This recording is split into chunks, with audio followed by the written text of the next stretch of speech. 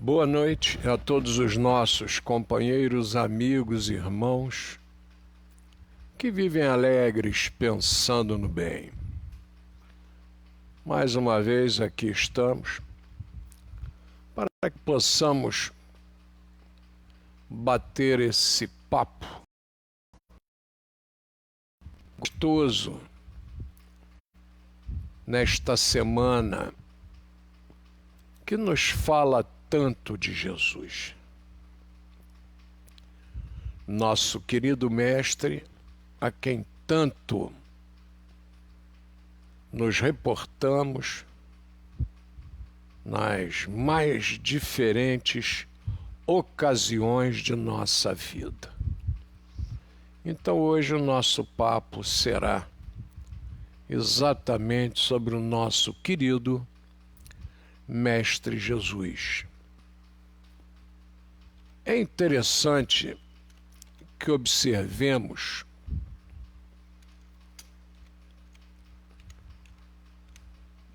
quem são os governantes da Galileia: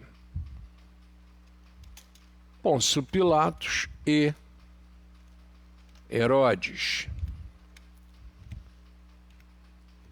Quem são essas personalidades naquele momento tão importante na nossa vida?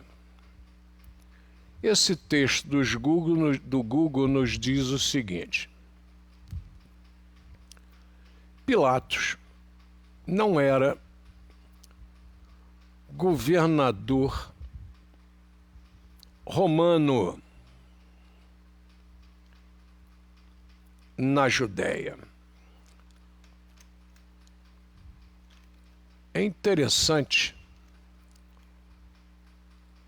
esta observação, porque se Pilatos não era o governador romano na Judéia, e entre as suas funções encontrava-se a de julgar. Óbvio que ele era um governante em função. E alguns insistem em dizer que não era. Ora, ele era um interventor militar na Judéia. E por ser um interventor militar, ele possuía obrigações de manter aquele território equilibrado. Adriano Lemos, meus respeitos. Adriano, aquele texto que você transcreveu sobre o nosso querido Frederico, ali está o rio Sarapuí, quando na verdade é o rio Iguaçu. Depois você dá uma olhada naquele texto, que foi uma transcrição, o texto não é seu, e alguém ali escorregou naquela narrativa. Você é meu amigo e é obrigação minha falar com você, que é um indivíduo sério e que procura estar sempre acertando nas suas observações. Niva Marina Nunes Gifone, grande abraço, é uma honra tê-la sempre com a gente. Então vejam só, o Pilatos, inegavelmente, exercia as funções de governador. Então vamos ler o que diz o nosso texto aqui que nós separamos. Deixa eu inverter a câmera aqui para que vocês saibam de onde eu estou retirando o texto.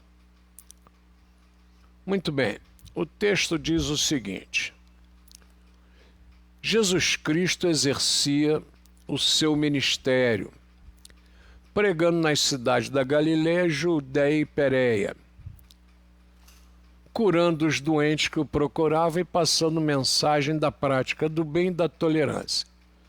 Sua fama crescia, o ciúme dos sacerdotes levou-o a julgamento. Aqueles que de antes o aplaudiam pediam a Pôncio Pilatos a sua morte, mostrando que a fama, o aplauso, a glória são efêmeros, sic Transite Gloria Mundi. Muito bem. Sarinha Freitas, uma honra tê-la sempre com a gente. Luiz Carlos Bittencourt, uma honra sempre tê-lo conosco. Tá? Deixa eu convidar aqui o nosso Ronaldo. João Lucas, hoje eu passei ali, você estava esvaziando a loja do nosso querido e velho Lucas. E me deu uma saudade danada, você com a cabecinha branca. Grande abraço, meu amigo, Jesus te abençoe. Nosso querido José Augusto Lucas. Grande Ronaldo, grande abraço, excelência, seu boa noite aos nossos companheiros, amigos e irmãos que vivem alegres, pensando no bem. Muita paz, saúde a todos, gratidão mais uma vez. Estamos aqui, o tema hoje de reflexão excelente, oportuno como sempre. Marco Antônio Barros Dias, um grande abraço. Então o texto aqui diz o seguinte: entre as funções de Pilatos encontrava-se a de julgar.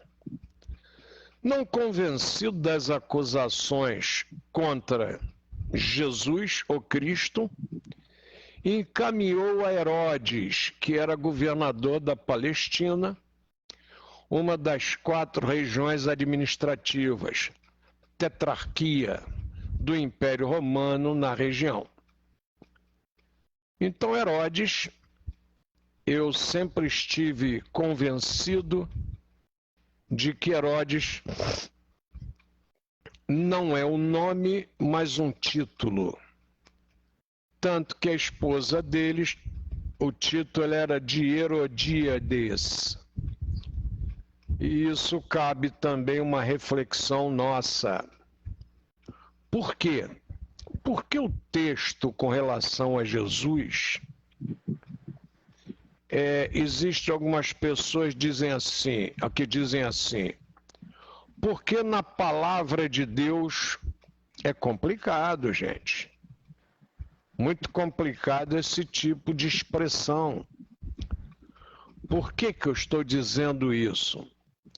Porque o texto, ele é escrito por seres humanos.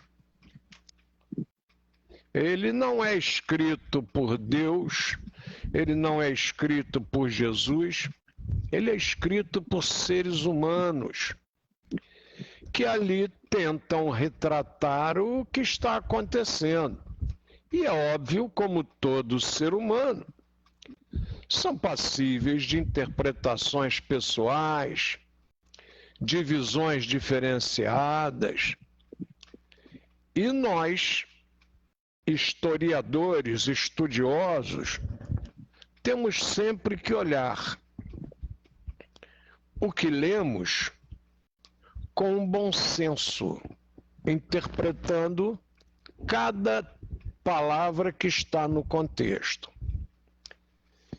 Então, o que acontece naquele momento? Tanto Roma quanto a Galileia se sentiam ameaçadas por aquele cara que fazia tudo que eles não sabiam fazer. Novidade incomoda, e incomoda muito. Então aquele camarada curava, aquele camarada levava palavras amigas, aquele camarada ressuscitava mortos. Esse camarada estava comprometendo principalmente os religiosos de época. Não a todos. Nós vemos o exemplo de Arimateia, José de Arimateia. Nós vemos o exemplo de Nicodemos, que começa até a tentar entender o que Jesus pregava. Então não entendam que sejam todos. O nosso querido escritor Nelson Rodrigues nos lembrava sempre que toda unanimidade é burra. Vou repetir. Toda unanimidade é burra. Então não pode acontecer unanimidade. Nós temos que ter opiniões contrárias sempre, para que possamos fazer o equilíbrio da narrativa. Então, Pilatos sente a pressão. Cosmil, sigo-lhes, grande abraço, Jesus abençoe. Então a turma sente a pressão, é óbvio, daquele camarada novo, Rubens da Silva Barreto, grande abraço, Rubinho, Jesus o abençoe. E a pressão é forte. Vamos tentar adaptar o que nós estamos lendo. Ronaldo, qualquer observação me interrompa, por favor. Ok. Você vai julgar um indivíduo que está tocando uma confusão na região danada. Ele vai numa festa e transforma água em vinho. E é um milagre que ele realiza por 3 vezes. Aí tem indivíduo, não, vinho é coisa do mal. Como é que é do mal se Jesus executa esse milagre 3 vezes? Então, o bom senso tem que estar sempre dentro das nossas narrativas. E aí, obviamente, criou aquela vontade. Amém também, Rubinho. Criou-se aquela vontade de ver o julgamento desse indivíduo. Muito natural. Já haviam visto aquele julgamento da mulher adúltera. Todo mundo foi apedrejar, ele disse, aquele que não tiver nenhuma culpa, que atire a primeira pedra, a turma olhou e tal, e não apedrejou, e ele advertiu a mulher adúltera, vai, não pecas mais, para que não te aconteça coisa pior. Então ele é um indivíduo sempre mantendo a fé e o respeito de época. Ele não vai contra nada de época. Mas o que acontece? Vai aquela multidão e é óbvio, aqueles que eram amorosos com relação a Jesus não iriam ao julgamento para brigar com aqueles que eram favoráveis a Barrabás. Isso é o óbvio, gente. Não precisa especular muito para chegar a essa conclusão. Então, quando Pilatos vê que Herodes não tem coragem, vou repetir, Herodes não tem coragem de condenar Jesus, porque Herodes sabia que queimaria o seu filme com o povo hebreu, ele não tem coragem, e joga para Pilatos, que é o indivíduo que tem a competência na cabeça, com Roma na cabeça, de fazer esse julgamento. E o clima, segundo alguns historiadores, não é nenhum clima ameno como os filmes representam, não. Havia muita gente gritando, berrando, o clima ali no julgamento era de população.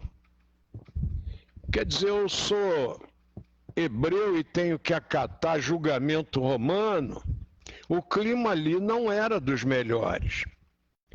E é óbvio, sabedores que Pôncio Pilatos aplicaria uma legislação social comum aos hebreus, e aqui cabe mais uma representação para vocês. Páscoa literalmente quer dizer passagem. E passagem para quê? Passagem para uma nova vida. Quem propõe e realiza essa passagem para uma nova vida não é nada mais, nada menos que Moisés. Então a Páscoa não é uma festa dos cristãos. A Páscoa é uma festa eminentemente hebraica. Não se esqueçam, por favor, dessa assertiva que estamos fazendo. O povo hebreu é liberto, se dirige à Nova Canaã, guiado por Moisés, que não entra na Terra Prometida, e aí começa a questão da comemoração da Páscoa, passagem para uma nova vida. Claro, gente, esse povo estava escravo no Egito e deixa a escravidão. É óbvio que é uma passagem para uma nova vida sem esse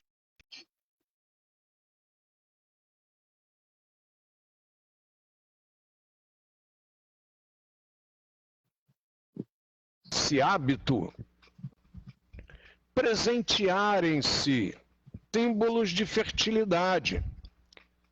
Por quê? Glaucia Lucena, excelência. Boa noite, saudade aqui da sua presença, muito obrigado. Então vejam só, qual era o símbolo que você podia presentear como símbolo de algo que estivesse gerando vida nova? O ovo. E quando se presenteava? Quando o rio Nilo enchia, esvaziava, e nas margens do Nilo, na várzea do Nilo, eram feitas as plantações. Opa, vamos parar de novo aqui. Nós aqui estamos em pleno outono. Saímos agora em março do verão, 21 de março. Entramos no outono. O outono para nós é a estação de flores e frutos. O outono para nós do hemisfério sul é uma estação de colheita? É uma estação de árvores com flores e frutos? Óbvio que não. O outono é o prenúncio do inverno. Ao contrário do outro lado do planeta, que está entrando na primavera. Ao contrário do nosso hemisfério. Então, a premiação no sul de objetos que simbolizem fertilidade não nos cabe nesse período. Nós estamos no outono. Quem está na primavera são eles lá do outro lado do mundo. Vocês perdoem fazermos estas observações, mas são observações de historiador, não tem como jogar isso fora. É óbvio. Então você tem lá fertilidade, opa, então ovo, ovos decorados, pintados, presentes maravilhosos. Eu vou pular a parte de Jesus e retorno. A turma do merchandising, a turma que quer grana de qualquer jeito, achou por bem de criar um produto que fosse vendido. E daquele ovo que simboliza a fertilidade, surge o ovo da Páscoa. Só ficou o simbolismo do ovo. O chocolate entrou de carona na Páscoa. Mas não entrou só o chocolate. É símbolo de fertilidade? Então vamos colocar o coelho. Coelho tem uma reprodução. Quem aí, quando era pequeno, criou preá, criou coelho? Ou quem aí conhece o rato, que também é um roedor, sabe da capacidade desse grupo de reprodução. E o coelho é bonitinho, com aquelas orelhinhas dele, é um animal que encanta todo mundo e as crianças, e o coelho entrou junto com ovo de chocolate. E para colocar os dois na Páscoa hebraica fica complicado, a gente não consegue casar. Não é? Se fosse o Walt Disney, ele rapidamente escolheu outro roedor, que é o rato. Ele colocou o Mickey Mouse, né? Colocou a Minnie. O nosso Walt Disney optou por outro roedor, não na Páscoa, mas para fazer sucesso. E o merchandise entrou com ovo de chocolate e com coelho da Páscoa. E é comum hoje uma criança aí de 4 anos, 3 anos, descobre de repente que coelho não bota ovo, rapaz. A criança chega a ficar desiludida. Porque ela desde pequena viu o coelho e o ovo, o coelho e o ovo. Então na cabeça daquela criança, coelho bota ovo. Quer dizer, você criou uma situação que é exclusivamente econômica. Aí Jesus, voltemos a Jesus, ao mestre. Era Páscoa hebraica.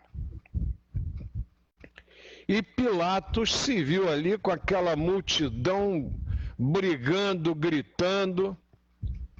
Ele o que fez? Usou um recurso inteligente, que é o recurso de lavar as mãos. Ele sabe que punindo Jesus, Roma ficaria mais odiada ainda do que era. Ele devolve a questão de Jesus para o povo que lá está. E é óbvio que a turma favorável a Barrabás optou com muito mais escarcéu pelo Barrabás. E Jesus é crucificado e Barrabás é solto. Quer dizer, Jesus entra na Páscoa num toque de Pilatos. E a Igreja Católica Apostólica Romana utilizou esse fato para que nós tivéssemos Jesus também na Páscoa. E nós recebemos aí a chamada Sexta-feira da Paixão. O indivíduo entra triunfalmente em Jerusalém no domingo, é o domingo de Ramos. Na quinta-feira é condenado e está crucificado após a hora nona. Todos, na sexta-feira, se entristecem com a morte de Jesus e ele ressuscita 3 dias depois. Ressuscita ao 3º dia. Tudo devidamente prescrito nas escrituras antigas. Ele cumpre religiosamente o prescrito nas escrituras antigas. Bom, então o povo hebreu entende que Jesus é o Messias, entende que Jesus é o Emmanuel. Negativo. Negativo. Não, não, não, não, não. O povo hebreu não aceita Jesus como Emmanuel, não aceita Jesus como Messias. Então vocês observem que nós brasileiros, nós cometemos alguns erros aí interessantes. Nós comemoramos festa do povo hebreu e na hora do povo hebreu reconhecer Jesus, o Messias, o Emmanuel, não reconhece. É um contrassenso para nós cristãos. para nós que respeitamos os ensinamentos de Jesus e principalmente para nós que aceitamos as narrativas do Evangelho. O que é Evangelho? Evangelho é a boa nova. Ora, se o Evangelho é a boa nova, por que eu estou continuando a pregar nos textos antigos? Aí eu não estou aceitando a boa nova, porque eu insisto em pregar nos textos do Velho Testamento. Doutora Gláucia Luciana está aí, uma honra tê-la com a gente, advogada. Talvez a doutora Gláucia Luciana hoje fique aí contrariada se alguém disser para ela que quer o divórcio no antigo Código Civil, no antigo Código de Processo Civil, no antigo CPC. Aí ela vai explicar: não, meu amigo, esse antigo código não está mais em vigor. Nós temos um novo código de 2002 para cá. Óbvio, eu não posso estabelecer normas num código antigo que já não está mais em vigor. Quando Jesus nos dá a boa nova, é óbvio que o Velho Testamento fica mais velho. E o Novo Testamento começa a dar normas novas. Ah, mas Jesus disse que não vim descumprir a lei e sim dar cumprimento a ela. Claro! Claro que ele veio dar cumprimento à lei. Mas ele não veio dar cumprimento à lei mosaica. Tanto não veio que nós temos lá a parábola do mancebo rico. Mestre, eu já honro pai e mãe,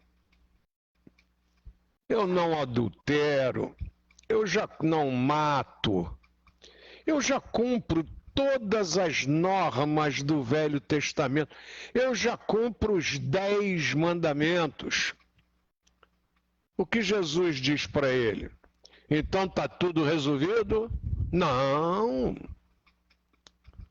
Vai, pega tudo que tens e vende, distribua o dinheiro arrecadado aos pobres. Olhem só esse tópico importante. Distribua aos pobres, vem e segue-me.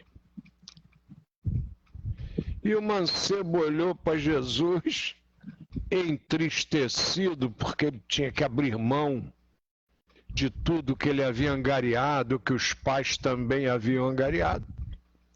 Abaixa a cabeça e retira-se.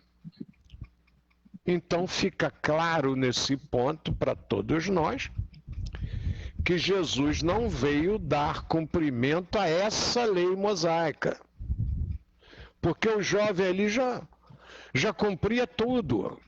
Os 10 mandamentos ele já estava afiado. Agora, se desfazer de recursos, doar a pobres, sintetizando o amai a Deus sobre todas as coisas e ao próximo como a ti mesmo, foi muito forte para o mancebo rico, para o jovem rico. E é óbvio, Jesus não só desmonta um pensar antigo, como inova e pede àquele jovem que entre na inovação que ele propõe. E o mancebo não vai. Ao contrário dos apedrejadores da mulher adúltera, que se retiram sem apedrejá-la. Quer dizer, que eles aceitaram a ponderação de Jesus. O mancebo rico não. Ele retira-se. Eu estou só fazendo esse parâmetro, que há muita coisa para a gente discutir e ser analisada. O nosso tempo é curto. Então é preciso que a gente toque nos pontos típicos. Interessante. Para que nós... Oi. Interessante que você narrou bem tudo aí, dando todas as reflexões, explicações. É que Jesus realmente veio resgatar a lei, quando ele diz que ele veio cumprir a lei divina que Moisés recebeu divinamente. E em todo o contexto do Velho Testamento, e quando chega ao Novo, os próprios que interrogam Jesus falam, mas pela lei de Moisés, não é a lei divina. Por isso que Jesus diz, eu vim cumprir a lei. E qual é a lei? A lei do amor, a lei da coletividade, a lei da empatia, que é tão esquecida, que até hoje está esquecida. E tem muitos ainda, Paulinho, que discute e diz assim, eu não sei o que esses cristãos, essas religiões aí, ainda falam nesse tal de Jesus, se tudo que ele falou está aí, ó, não resolveu nada. Sim, não resolveu porque ainda nem tentamos fazer o que ele falou e o que ele exemplificou.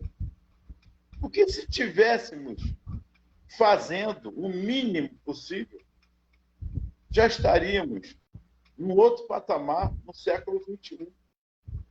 Então não está ultrapassado, porque nós nunca fizemos o que ele pediu, que é tão simples. Amai-vos uns aos outros.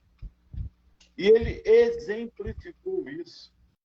E mais, ele mostrou humanamente como é possível fazer.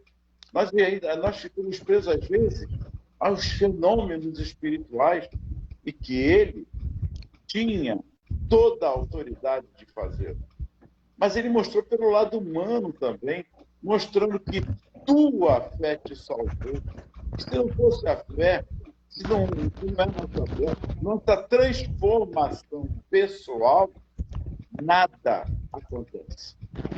Nada acontece. E ele vai mais além, para que não julguemos. O que mais continuamos a fazer a todo nosso instante é o julgamento.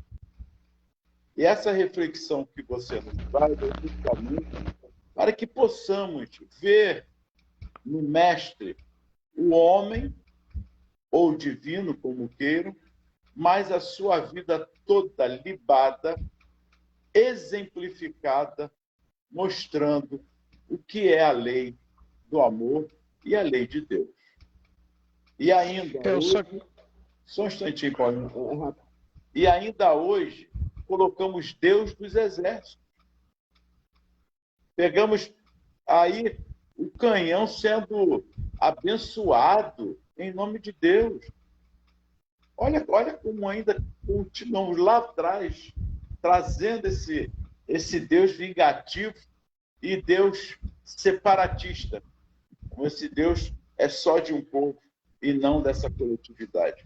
Perdão, Paulo, pelo...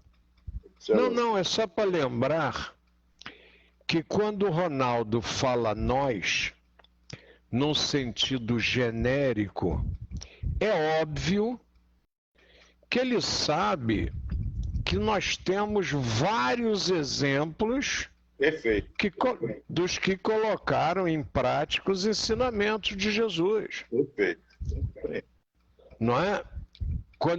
A gente costuma dizer que quando a gente fala nós, é mais uma autocrítica do que propriamente um julgamento dos outros. É isso aí.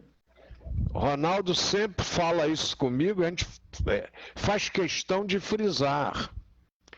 Nós estamos tocando em assuntos com relação a nós. É isso aí. Mas sabemos quantas pessoas no mundo são diferenciadas e foram diferenciadas durante a história. Amando a Deus sobre todas as coisas, ao próximo, né? Quem dá um pulinho ali na Bahia vai conhecer Irmã Dulce, a história de Irmã Dulce, que está incluído nesse tópico.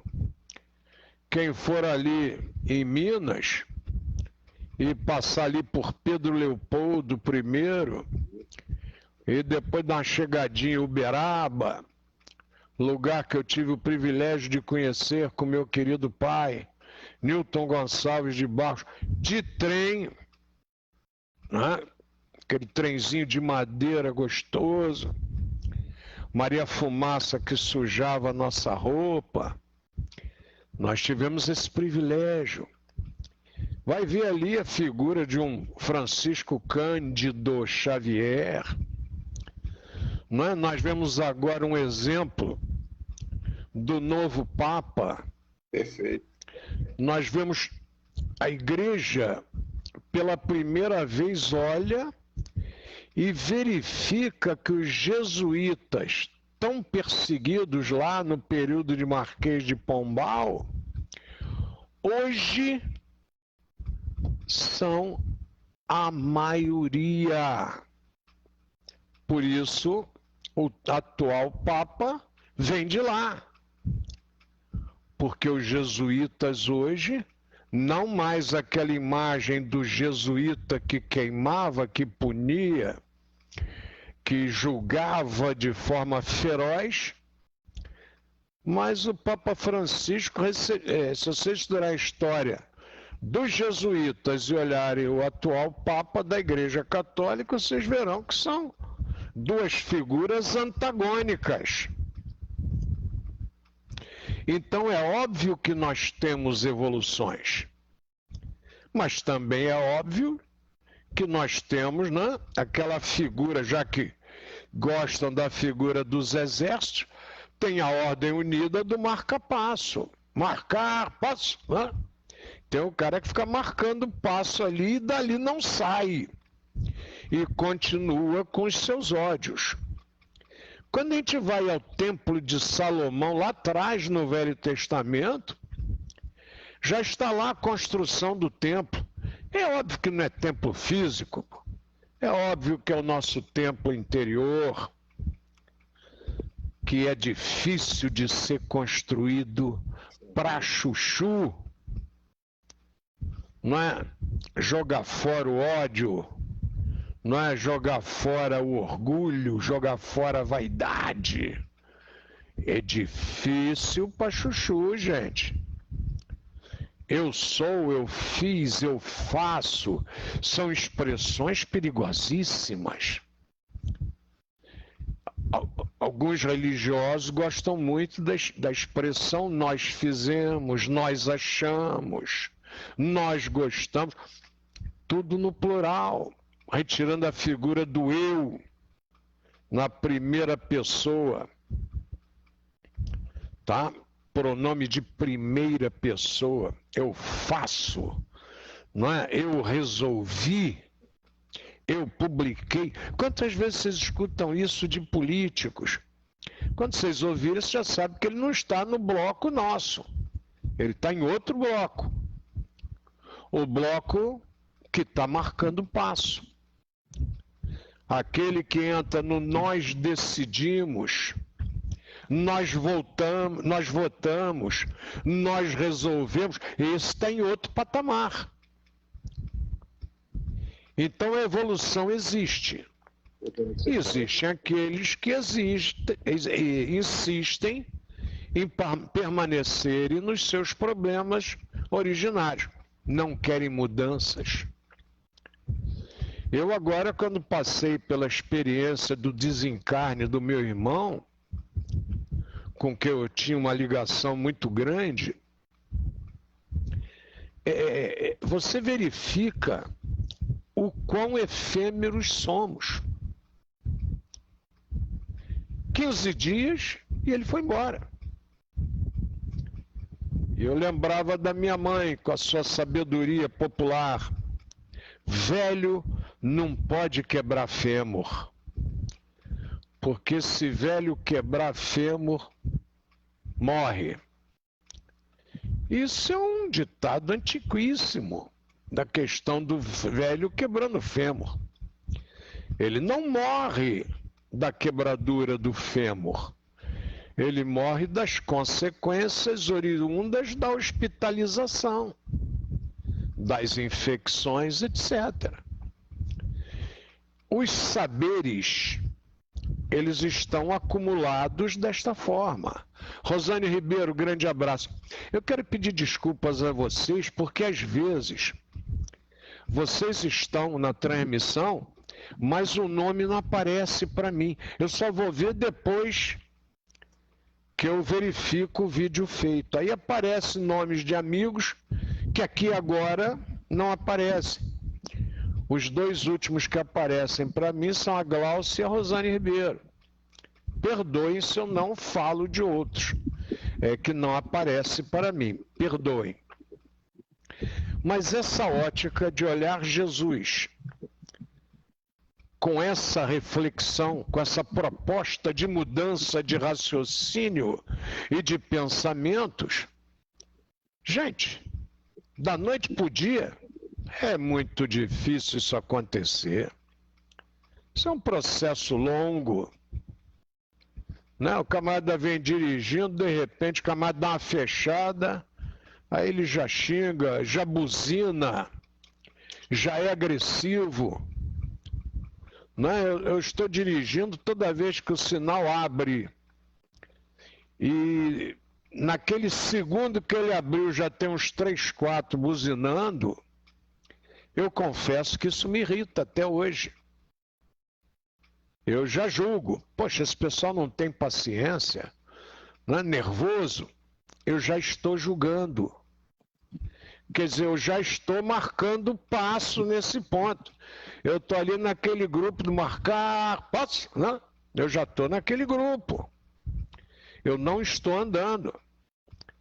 Aquela buzina não era mais para me aborrecer, mas aborrece. Porque eu ainda estou marcando passo. Aí entro eu, né? Olha que bacana. Aí entro eu, aí não entro nós. Aí entro eu. Aí a gente fica observando, né? O indivíduo que já briga, que já discute, já faz um sinal indecoroso, já xinga, ele já está no outro patamar à minha frente. Eu ainda estou só ali me aborrecendo com aquela buzinada. Não tem como separar. Nós não estamos fora da sociedade. Quando nós não colocamos o plural, é como se eu estivesse fora dessa sociedade, estivesse à parte dela. Os feitos é nosso, somos nós. Aí entra o nós. Mas quando é ruim é o outro. Olha, eu não tenho nada a ver com isso. A guerra lá na China, a guerra lá na Rússia, a guerra aqui no meu vizinho, o que está acontecendo aqui no morro, eu não tenho nada a ver com isso. É difícil. Não é problema nosso até o momento que o tiro acerta alguém. Aí eu quero que todo mundo se una na minha briga. Fica difícil essa união. Tá? Eu vou encerrar porque nós já falamos demais, rapaz. Nossa Senhora. Quase 11h30. E vou pedir o meu muito obrigado a você. Luiz Carlos Araújo, Jesus abençoe. Obrigado pela sua presença, por nos honrar com a sua presença. E, Ronaldo, as conclusões finais de hoje, por favor. Não tenho muito o que dizer, a não ser agradecer a Deus por estarmos aqui, nessa existência, e com todos vocês, sem palavras, a não ser uma que resume tudo. Gratidão. Que Jesus os abençoe, a vocês todos, extensivo à família. Que possamos, nessa reflexão, olharmos-nos uns aos outros, como nos pediu o Mestre, o menino de Nazaré, que até hoje marca-nos cada vez mais com seus exemplos, com suas palavras, e que ele disse que o tempo iria passar, mas a palavra dele não. Está aí, até hoje, nos clamando cada vez mais para que possamos nos unificarmos em prol da paz, da fraternidade, da solidariedade. Paulinho, gratidão também a você. Muita a paz. todos nós. A minha primeira gratidão vai para vocês que nos aturam. Não, não. A vocês que estão ombro a ombro e lado a lado com a gente. Niva, grande abraço. Sarinha, apareceram aqui para mim. Cosminho, apareceu. Obrigado. Cosminho. Hein? Cosminho. O Cosminho já apareceu lá atrás, já falei nele. Então vocês vejam só, o nosso bate-papo aqui não tem nenhum cunho de religião. Não há nenhum cunho de religião. Apenas aceitamos os ensinamentos de Jesus. São ensinamentos daquele que se diz mestre. Vós me chamais mestre e eu o sou. E a gente fica bebendo seus ensinamentos a cada dia. Não se esqueçam que não bebemos com a letra que mata, mas com o sentido, o espírito do que foi passado, que esse realmente é o néctar daquelas palavras. Segundo, não nos apeguemos a palavras, porque as palavras são narrações. E essas narrações são pessoais, tá?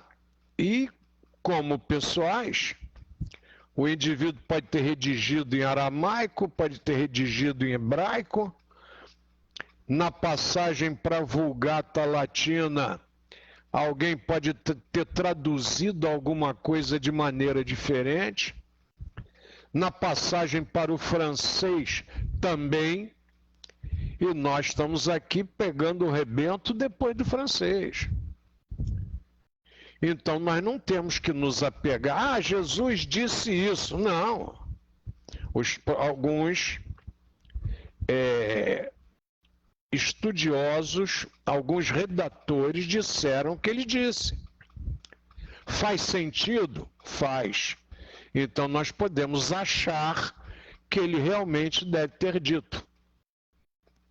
Tá? Isso é que é importante demais que a gente aprenda. Separar a mensagem que recebemos, que achamos maravilhosa, mas não nos esqueçamos. São narrativas de seres humanos. Seres humanos passíveis de erros. A gente, quando vai estudar a vida de Jesus, a gente vai vendo o próprio nascimento dele. Ah, nasceu numa manjedoura, não sei. Nem todos os evangelistas apontam a manjedoura como local onde Cristo nasceu. Então, o processo histórico, ele é lento, ele é gradual, e a gente vai aprendendo com o desenrolar do aprendizado. Não se esqueçam disso, por favor.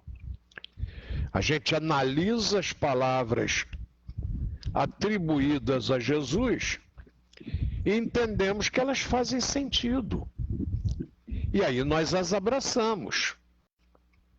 Mas não nos esqueçamos que temos, como dizia aquele personagem da escolinha do professor Raimundo, seu Pedro Pedreira, só enfrenta quem aguenta.